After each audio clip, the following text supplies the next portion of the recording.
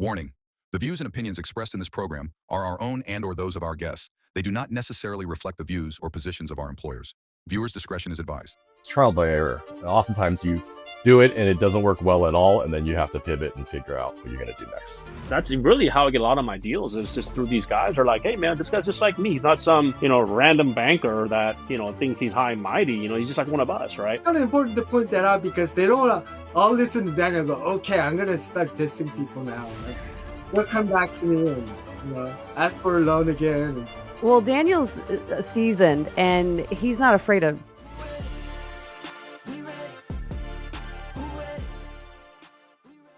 He didn't want to be on. That's the real answer here. He doesn't? I mean, I think he's really at a bingo hall, dude. Is what I'm thinking. It's really shady. Does Andrew have a bingo problem?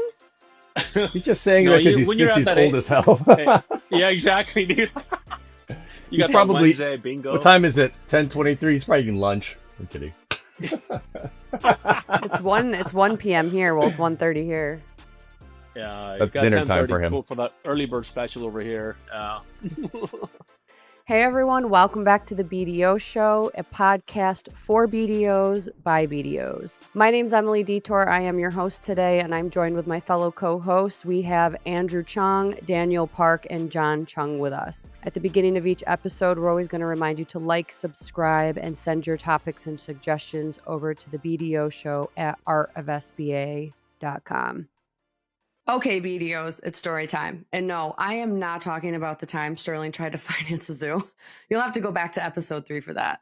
I'm talking about the story that your borrower has in their head, and they may need that extra boost to finally get it onto paper. Rapid Business Plans is a known and trusted partner that can help them do just that. Whether your borrowers are working towards acquiring a business, starting one up, or expanding and making moves, within just a few short days, Rapid Business Plans will deliver powerful, fast, SBA and USDA ready business plans with projections and assumptions. If they need an export business plan for an ITL loan or a feasibility study, they have you covered there too.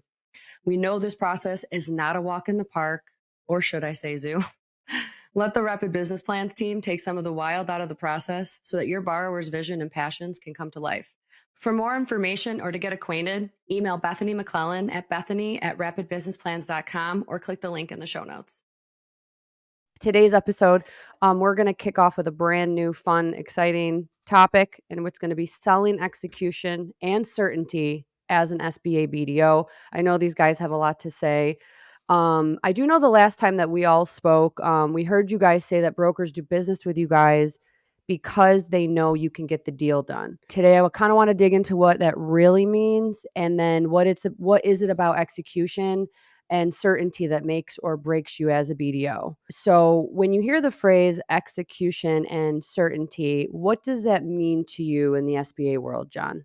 Well, it all comes down to closing deals, right? I mean, when it comes down to it, kind of on some of your points that you're talking about, why do brokers or referral sources do business with me? I think it's because I don't overpromise and underdeliver. I think it's really important not to do that. I think a lot of people do that in the world, our BDO world. They promise something and then all of a sudden becomes an issue because they can't come through with it. So I think it really comes down to closing the loan when it's all said and done, and collaborating with, closing and underwriting, making sure we're all on the same page. DP, what do you got for me? I kind of basically what John said, but also at the same time, getting to the finish line, that's one thing, but also really try not to bait and switch somebody, right? That's something that I really try to avoid. And, and I've seen that happen, way too many times where, you promised one thing and at the end of the day, it's completely something different that, you guys initially talked about. And I think that kind of goes with understanding your bank and your credit, your credit department. I think that goes a long way, along with obviously, getting the deal to close, of course. Yeah. And then Andrew, do you think it's more about speed or confidence, or is it something else? Is it a bit of both? Yeah, I think it's a bit of both, but I do a lot of pre-planning and try to kind of be watchful for times like this. We have a government shutdown and we just approved the loan last Friday. I mean, we had to pull every string to do it. But for somebody that does lots of BizX like myself, I had to get certain things there, in order to be able to approve the loan and pull PLP. So we were fortunately ready. So, those little things, for example, if you do any BizX deals, you need like purchase price allocation, things like that, which you don't normally, you're not in a rush to get at the beginning stage of the deal and things like that. So just kind of follow up on everything along the way. I do like weekly checks and things like that to make sure that everything is in place. That's good. I like the weekly checks too, especially like whether you check in with yourself, your borrower, your coworkers, like everybody. It has to happen. Daniel, tell me about how do you personally define what it means to get a deal done? I guess it's not only just trying to get a deal done, but that's also what's all involved to get to that finish line. And for myself, from the very start to the end, I am involved 100%. Yeah, and I think that for me has worked in the past where, I'm constantly on the phone, text, message, email, what have you, to kind of keep my brokers and my borrowers, in the loop. And I think that goes a long way. And obviously us being BDOs, you don't really have any set hours. You don't have a 9 to 5 type of a deal. So I think for me, it just kind of comes with territory of trying to get a deal done. And for myself, is just really getting involved from start to finish. On the days where I have funding, like today, I should be in corporate office, trying to deal funded, right? And that's something that I do extra to kind of to make sure that my deals get to the finish line, and my brokers appreciate that. We all come, obviously, we know each other pretty well, but, I used to work at Hanmi. I didn't work in the SBA group when I worked at Hanmi. Daniel works at a Korean bank as well. I think it's a little different culturally, to be honest with you. I'm in a small I didn't community know bank. that. That's Yeah. cool. Yeah, I'm in a smaller community bank. So, when we say get a deal done, I mean, for me, honestly, I'll just be really blunt with the borrower. Sometimes they don't really like that, to be honest with you. But I just try to cut through the chase because oftentimes they're trying to buy a building that's too big for them. They can't qualify. Or they say, hey, my financials look great. Get the interims, they look outstanding. They file their tax returns, are completely different. So I Hmm. try to, warn them on that side of things. If you want to, you know, get credit from a financial institution, you're going to have to, pay the price in a certain sense, right? You can't get your cake and eat it too, right? And I totally get about nobody wants to pay taxes. Trust me, I don't want to pay taxes. But the What's wrong with reality that? is, you talk to the master of avoiding taxes over there. So, I think it's just a little bit different. I've worked at Korean institutions. I've worked at more mainstream. Worked at big companies. Worked at smaller companies. I think kind of the English point. I think you got to know your credit team. You got to know everything about it. At some point, though, you're gonna have to trust people to do their job, and that's one thing that I do my best to do. It's really hard. I'm a control freak, but, I think sometimes you just need to let people do their job. I mean, I've been at this institution now, what, 3 months, so I'm kind of figuring things out a little bit. Um, but, Daniel and, Andrew have been at their institutions a very long time, right? So it's a little bit different for me right now. So I kind of had a question about this culture. I guess I had no idea that you worked at a primarily Korean Hmm. lender. So do you primarily work with Koreans, you're saying? Not always, because typically I would say a lot of the customer base concentration is minority. Yeah. So yeah, of course there's Korean customers. It's a Korean bank, right, in Okay. LA. But there's we have lots of other ethnicity, like we have a lot of Middle Eastern customers, Indian customers, other Asians, other than Korean, Chinese, And Filipino, so that was kind of going to be my question was about the culture thing is, the way we communicate with different cultures is completely it's it can be different. I know what you're saying. Yeah, I agree. And this is actually my very first Korean bank I've ever worked at. But the funny thing is, Emily, I have zero Korean clients. Yeah. Zero. Yeah, I'm like the I don't know, the black sheep of the Korean banking. I don't know. I mean, You're most of just my a black clients are sheep at all either, in general, and I eh, love that about you. yeah, yeah, basically, yeah. So I mean, yeah, I don't have any, and I don't know if it's just because of the industry that I primarily deal in or what. But yeah, I really have zero. Yeah, Yeah, Wow. same. yeah, I think I've only last couple of years done 2 deals with Korean borrowers. It doesn't really matter to me. I mean, it's a Yeah. deal's a deal, right? But yeah. it doesn't come across my desk. More of the referral sources I have, more on the Korean side than I do, actual borrowers themselves. Well, that's cool. I guess I just didn't know that, and that was kind of fun. That was just kind of fun to learn. So, how much of execution comes down to your own discipline versus the institution that you work for? I would say about 70 to 80%. My current employer, they've been kind of right there, sort of traditional conservative and all that. But I just step in and just kick down doors and get things done sometimes, because if you just, I mean, it's just my personality too, I guess. If you just leave it, I just can't sit there and watch. If there's something that could be done, I go do it. Do you feel like you have to help your support staff out a lot with your deals, or do they pretty much got it?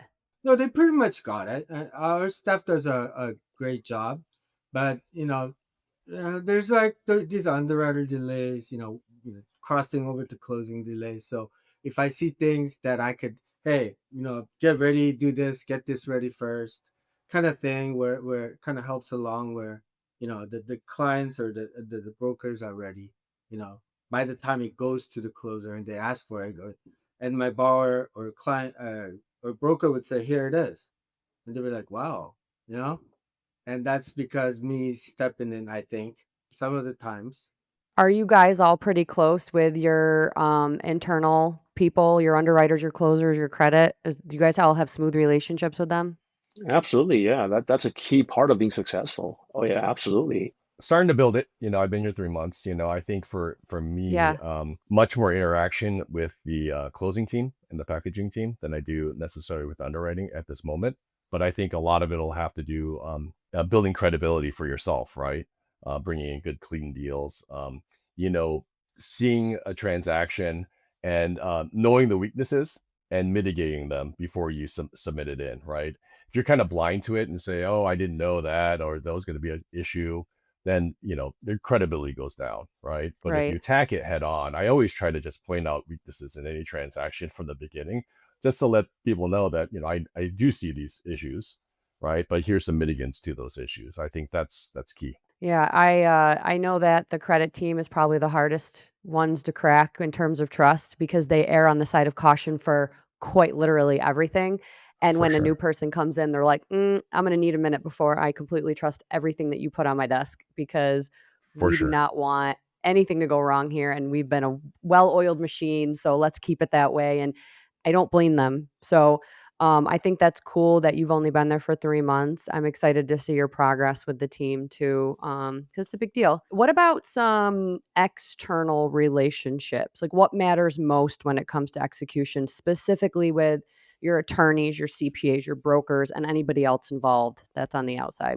Yeah, I would say for myself, I mean, I don't necessarily, if I'm working with somebody, it's work related. I don't necessarily have to like them. I just need to rely on them to know that do their job, right? They know what they're I'd rather doing. work with somebody that I don't really care for, but I know they're really good at their job, than somebody that I really like a lot, but they're not very good at their job, right? This is business, right? I mean, this is not personal. This is business, right? When it comes down to the external referral sources you're talking about. So I'll give you an example. Like if I kick a deal over to like a title company, right? I expect them to come through, give me the prelim in a timely fashion. I don't want to have to chase down something, right?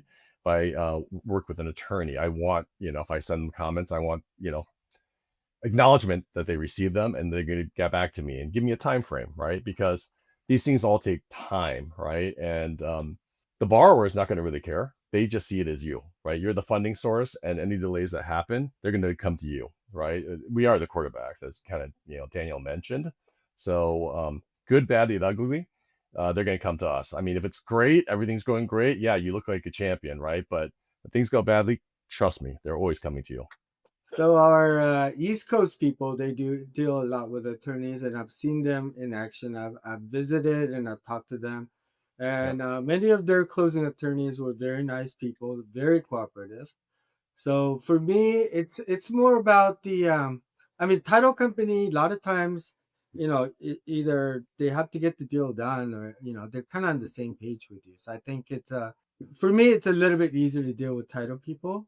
I mean, sometimes they'll say, no, we can't do this. Our company doesn't do this, for something minor, but which I think are easier to overcome.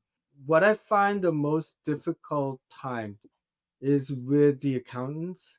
A lot of times, not everyone. I have friends in the industry, but they'll point out IRS doesn't require us to do this or do that. Well, we still need financials, or we need the balance sheets. Well, we don't usually make one for this bar or this client. And I think for me that's the toughest part sometimes too. And then of course we're gonna need the borrower's help and all this, or the seller's help, to get some of those items sometimes. Does that ever struggle with your execution? Yeah, because if the financials don't come in for 2 months, then you got a problem. And I kind of see where this question. Okay, so for me, Hey guys, we have a special announcement for anybody involved in M&A transactions. Our partner, Peak Business Valuation, have put together a resource just for BDO Show listeners, and they're giving it away for free. It lists out the rule of thumb formulas, or as Krogi would like to say, the down and dirty, for some of the most common industries that SBA lenders finance. I promise you it's going to come in handy. Krogi's literally still using the one he got from Nagel in 2002. By the way, if you're not thinking about evaluation at the pre-screen phase, you are missing the boat. A lot of BDOs tend to focus on the debt service coverage, and they're missing the valuation completely. That's a rookie move, and it will become a problem. As a consultative BDO, you should have a sense of whether the business is going to value out, and Peak's handy-dandy rule of thumb is here to help. Go to peakbizval.com/BDO show to get yours today. I rely heavily on the brokers that I deal with, right? Because remember, these guys I've been dealing with for a while. So a lot of times they are the ones that got their own title, escrow people, the insurance, attorneys, what have you. So I really lean on them because at the end of the day, if the deals get, held up, it's also their reputation as well, right? So, couple a couple of my guys that I deal with, they like using, let's call it Stewart, right? For some reason, right? So then fine, we'll go with them. So it's almost like they come to me knowing, who their vendors are already, and I just kind of go along with it because I trust them that they're going to make the best decision to make sure that the deal gets done, right? So I don't really like to sit there. Well, we don't use this company. Let's go with this. I just kind of let it go with it because I trust them, right? And that's kind of like the way I, approach things when it comes to external contacts. Daniel's obviously been doing this quite some time. He does a lot of volume, so I'm probably a little different when it comes down to that. If I get a referral and they send it in to me, I want direct access to the borrower, and I want to just deal with that person directly. To be honest with you, it just makes it easier for me. It's just a different style, right? Daniel's built up all those referral sources over the years, and he trusts them, right? And that's great. I do like the fact that if a broker has somebody they want to pick, that's great because if it goes badly, you picked it, right? It wasn't me, right? But I work a little bit differently. I've tried to get in with the borrowers directly and just, I'm a little old school. If it's close, I'll try to go face to face and meet with them as much as possible. But I do nationwide lending. Sometimes it's not available to do, right? So it's a little bit different when have somebody on the East Coast that I'm dealing with. But kind of to Andrew's point about talking about attorneys, I mean, depends where you're doing the deal, right? Some are attorney states and some are not, right? And it's a whole Mhm. different layer that you have to deal with, right? Because it's just different. I mean, we're going to be doing more 504 lending in the future, and finding CDCs in certain states is challenging. And relying upon them is even more challenging, right? So I think that's another layer that you just get with experience and kind of doing. It's trial by error. Oftentimes you do it and it doesn't work well at all, and then you have to pivot and figure out what you're going to do next. So let's kind of give some of these new BDOs advice here. Like what can, or even some that are seasoned, what can every BDO listening do to sort of strengthen the certainty and that they provide in their market?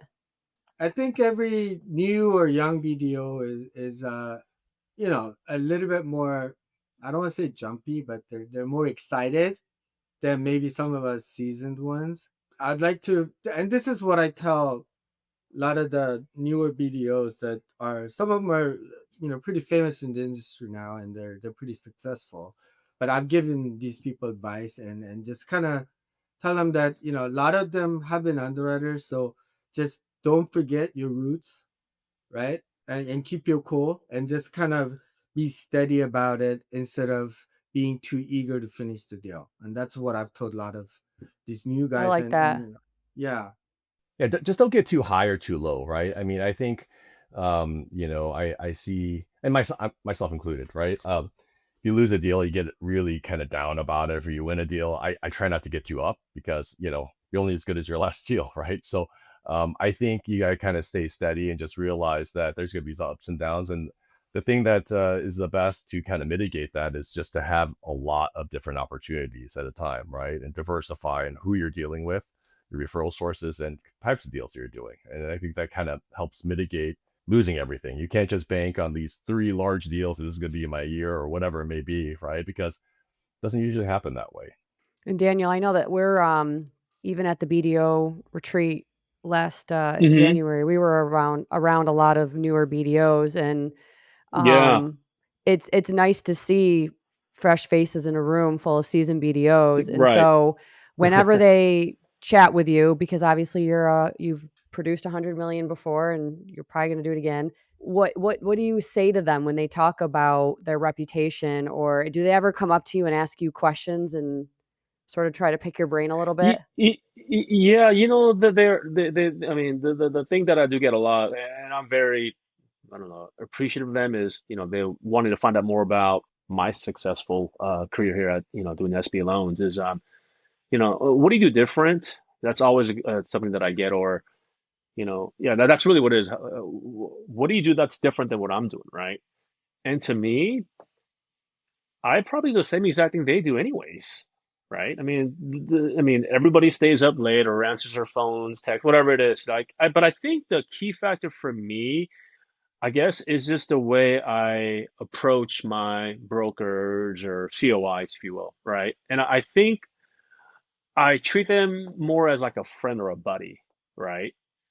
And to me, people that I gravitate to are people that are we have a lot of common interests, right? And that's kind of like how I get to earn their trust. So it's not, yeah, you want to try to keep it professional, but you got to let loose a little bit, right? And that's really what I get. I mean, that's really how I get a lot of my deals is just through these guys are like, hey, man, this guy's just like me. He's not some random banker that, thinks he's high and mighty, he's just like one of us, right? And I think getting that, that comfort level is key for me at least, right? And I think Angela mentioned this before last time where like, him and I, we go a lot of conferences together or mixers together, and a lot of times he's like, dude, who's this guy talking to? I'm like, that's my broker. And just the way I talk to them, it is almost like I'm talking to a friend, right? And I think that's what a lot of my success comes from is the fact that I really just treat him like as a buddy or a friend. Okay, where Daniel is, I want to compare him to being a Yoda. Okay, a lot of these young Jedi's, they can't just jump to being Yoda. They need. So I know he likes to emphasize that's his key, but I think there's a little bit of a build up stage. I just want to point this out because I think it's true. Daniel does a great Yeah. job Yeah. being where he is at that level, and not only the volume level but the comfort level and then the relationship level. And he can afford to say, hey, I work with so and so, and we all do the same thing. Why don't you just keep up and do this or something like that, or to that effect, where young guys or newer people, they can't spit out stuff like that. I mean, they'll get kicked. I They get think kicked. it's kind of important to point that out because they don't want to all listen to Daniel and go, okay, I'm gonna start dissing people now, and then they'll come back to me and ask for a loan again, and it's not gonna It, happen. it, yeah, it does take some time. Yeah, no, I agree with that. Yeah. Yeah. I mean, when you're Well, younger, Daniel's seasoned, and he's not afraid of it. And so you got some of the new BDOs that are like little bit of butt kissing that they have to do, and you're like, yeah. oh, it's okay. I know everybody had to do it, but I also I realize a lot. The 7A is what it is. This is the program. It's the person. It's the BDO. Yeah. the type of person that you are selling this product and how you treat it and how I you think so. Because remember, banking is a people business. Remember that, right? Yeah, I think when you're younger, when I first started out in this, I think you'll kind of just deal with anybody, right? Because you just want that Yeah. deal, right? You want that deal. But then as I think as you get older and more mature, I think you start trying to work with people that you're kind of a little bit alike, or at least you understand pretty well, right? Because you Mhm. kind of become choosier about who you deal with because we work a lot, right? So you want to work with people that you like because you're working a lot. But when you're younger, I think you're kind of just dealt cards, right? You just have to deal with it at that point. But I think it's a little bit different. I mean, I am managing people too, so it's a little bit different, right? I think the old school way that used to be, and you guys correct me if I'm wrong, it used to, anyone would have a team and they'd have younger people on there and they just kind of learn by like osmosis. They just be watching and so on and so forth. Now it's a little bit different, right? Because some of the older folks, they don't want to do that. They don't want to help people on that side of things. They just kind of want to do their thing and they see it as competition. I'm a little old school. Like I like that, the integration, but nobody on, these days, it's tough, right? 504 volumes down, 7A business is down as well, right? It's getting much more competitive out there. So I think now it's just kind of the hustle. You've got to work hard, you've got to show up, you've got to be there. You got to answer it. Like everyone does kind of the same thing, right? We all answer our phones all the time. We all get back on emails all the time. I think it's just tempering expectations and following that timeline is really important because people, you get a broker that's just on your butt all the time, like, look, give me 3 days or give me 2 days for whatever it may be, and I'll get back to you.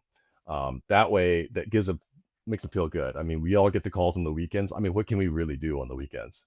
But just listen to that person and kind of be a psychiatrist, right? Yep. But the fact that you answer is important because they want to hear that first thing Monday, I'll take care of it, right? So our world is completely changing, right, from day to day. So you just got to adapt and pivot quickly. Yeah. For me, the key takeaway there is osmosis. Daniel Park Uh, with his one-liners. Yeah. Osmosis. Yoda come out was a mistake, man.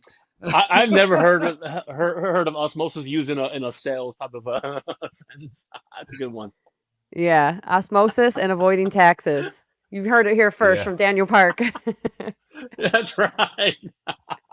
Being friends with everybody. Being friendly. That helps. Oh, that helps. Yeah.